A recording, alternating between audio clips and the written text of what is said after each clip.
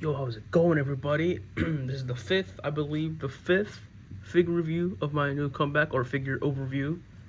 Since most of these figures that I've reviewed, I've done some working on, like some modifications, so I'm calling it an overview rather than a figure review, since that would be lying and stuff. And I did do a few things to this guy. This is the S.H.Figuarts Legendary Super Saiyan. I completely forgot about him when I first pre-ordered him, and then he came in, I think like like a few months ago, and I stopped doing YouTube to pursue doing TikTok, which has moderate success. But usual stuff, articulation, accessories, and then height comparisons. And yeah, all right, let's just start with the articulation. All right, and starting off at the top of the head, I did modify him so he can look up a lot higher. He can look down. Not the best, but honestly it doesn't really matter because it's Goku. Boom, boom. Obviously it can go all the way around, and then arms can go up about that much. Yeah, look, about that much.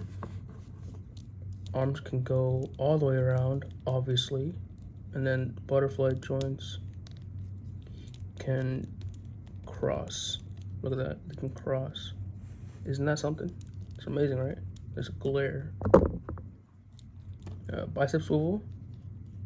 On my copy, this arm is kind of loose, but honestly, it's not really a problem. It doesn't feel broken. It just feels kind of easier to do stop motions. But I haven't done like a stop motion that isn't related to this figure review. But because of his beefiness, arms can't really go in that much. But boom, boom, boom, boom, boom, boom, boom, boom. Pretty nice, right? Now going down to the ab crunch. He can't crunch forward that well, or at least on my copy.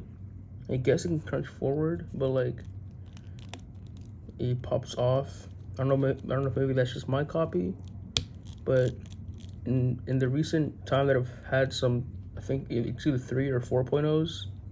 The new system. Actually, you know what? I'll show it around the end.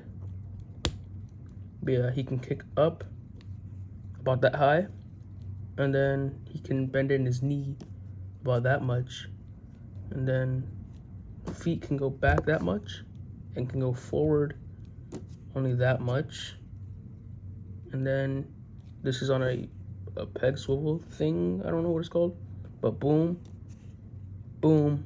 And then toe can go a lot, it can go really high up, or can move a lot very high up. I believe that's, oh well, this thing obviously, of course, his little gi part.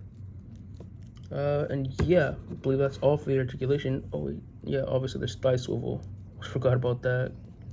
Yeah, there's good thigh swivel in that. No boot swivel, but that's not really an issue because almost every single figure, or almost every single pose I've tried with this guy, I've been able to pull off. But yeah, that's it for the articulation. And I guess now we'll get to the accessories. All right, and starting off with the accessories, we have an additional headpiece or hair head sculpt. I think this is for when he initially goes Super Saiyan. But I haven't rewatched Dragon Ball Z in a long time, so I can't remember. I'm trying to find clips in editing. But then we have this additional hairbang piece, and then I guess now we'll get started with the hands.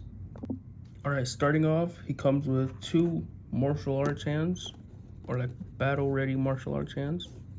Really nicely sculpted. I'm gonna move this one like this.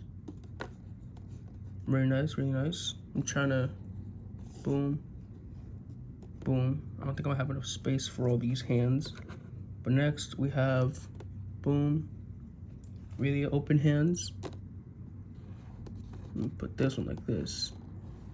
Really nice. I don't really know how to describe all these hands. They all kind of have like the same kind of gestures. But next we have these hands. Ooh, shoot. It's like this. Yeah, it's like this. Boom.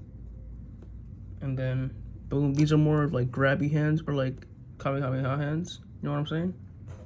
And then next we have these, like, you see what I mean? Like these just like all kind of the same hand. I'm try to, there you go, that's a lot better.